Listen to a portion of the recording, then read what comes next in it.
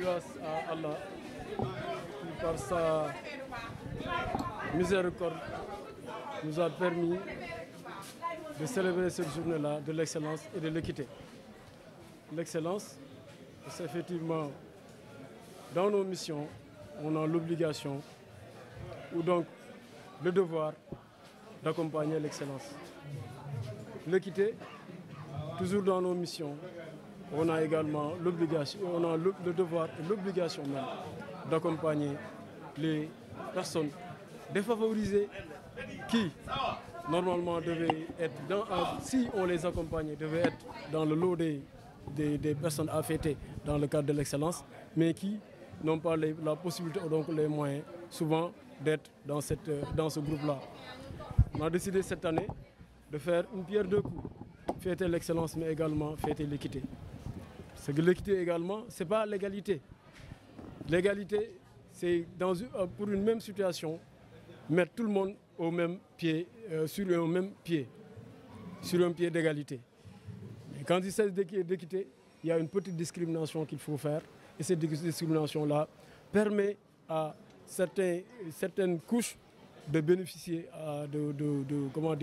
de l'accompagnement des municipalités ou donc de l'État en général.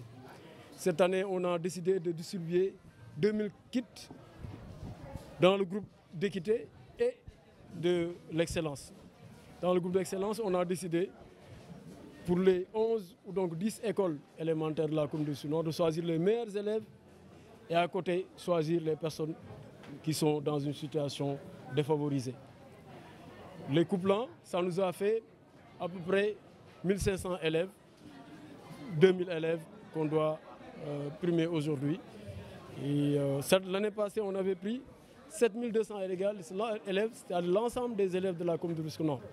Mais cette année, on a voulu quand même le faire de cette manière pour dire dans ce lot des 7200 élèves, il y a une partie qu'il faut tirer, les accompagner pour que demain, ces élèves puissent quand même prendre le flambeau, continuer ce que nous sommes en train de faire. C'était ça l'objectif de cette journée-là. Remercier. Le budget qui a été dégagé, vraiment, estimativement, je ne sais pas encore, mais rien que le fonds de dotation de cette année, ça devrait tourner autour de 9 millions.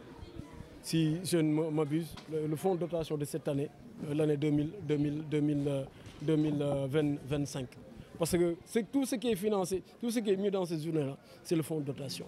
Si on sort le petit accompagnement qu'on fait pour l'IEF, l'organisation du forum et autres, je pense que tout le reste, on l'a injecté dans cette journée-là pour célébrer l'excellence et l'équité. À côté également, il y a les Dara qu'on a voulu accompagner. Parce qu'on oublie souvent les Dara, mais cette année, on a décidé de les accompagner en produits détergents, en nattes, en livres coraniques et d'autres produits qu'on a achetés pour elles. Ce n'est pas pour eux ou pour elles. En tout cas, on a accompagné les écoles coraniques, ces écoles-là qui sont laissées un peu en rade, parce que quand on parle d'éducation, les gens pensent que c'est uniquement l'école française, mais à côté également, il y a l'école coranique et qu'on a voulu doter cette année et qu'on pense également l'année prochaine. L'année passée, on les avait dotés, cette année également, on les a dotés. On va continuer comme ça, comme le veut également l'État du Sénégal. Dans le cadre du fonds de dotation, on nous a demandé souvent d'accompagner les écoles coraniques, ce qu'on a fait cette année.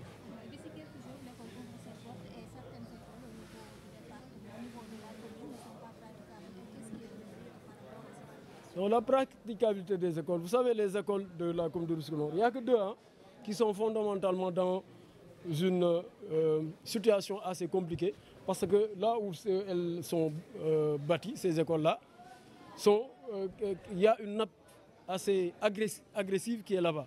La nappe phréatique est affleurante, que ce soit à l'école Badr Mama Yassine, c'est le problème. À l'école d'Ar Rahman également, c'est le même problème. Mais toutes les autres écoles, je pense actuellement, on a désherbé. Il n'y avait que des problèmes de désherbage. Je pense qu'on a fini de désherber. Maintenant, on nous a signalé avant-hier que avec les dernières pluies, l'école face Badr Mama Yassine a reçu un volume d'eau assez important qu'il faut dégager. On nous a également signalé que l'école d'Arman 2, 1 plutôt, à l'école d'Arman 2 également, il y a de l'eau. Ça également, on s'est engagé, on a instruit nos équipes de faire le pompage durant le week-end pour qu'au moins lundi, qu'il n'y ait pas d'eau dans ces écoles-là. Je pense qu'on espère que ça va se faire. Et pour que le concept Ubitei Djangtei soit une réalité dans la commune de Rufisque Nord. Et on l'espère, avec cette distribution de kits scolaires, le désherbage des écoles, le pompage, mais également la désinfection qu'on va effectuer, ce concept-là sera une réalité dans la commune de Rufisque Nord. C'est l'occasion également de remercier l'inspection de l'enseignement et de la formation Rufisque Commune à travers nos collaborateurs de tous les jours, notre ami l'inspecteur Ousseynou Gaye, qui représente l'inspectrice de l'éducation et de la formation, de l'enseignement et de la formation, Madame Ndiaké, qui gère la commune.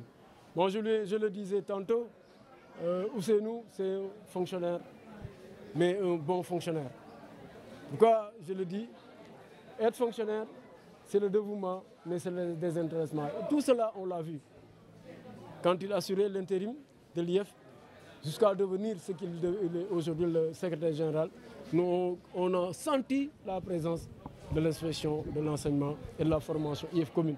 Ça, on l'en remercie et lui demander également de transmettre nos hommages et nos remerciements à Madame l'inspectrice et lui dire toute notre disposition à les accompagner. Comme il l'a si bien dit tantôt, la planification facilite les choses. Si on a une bonne planification, ça nous permet d'anticiper sur certaines questions. Et je pense que dans cette collaboration-là, lui, il comprend bien les enjeux et on espère que ça va se matérialiser le plus rapidement possible.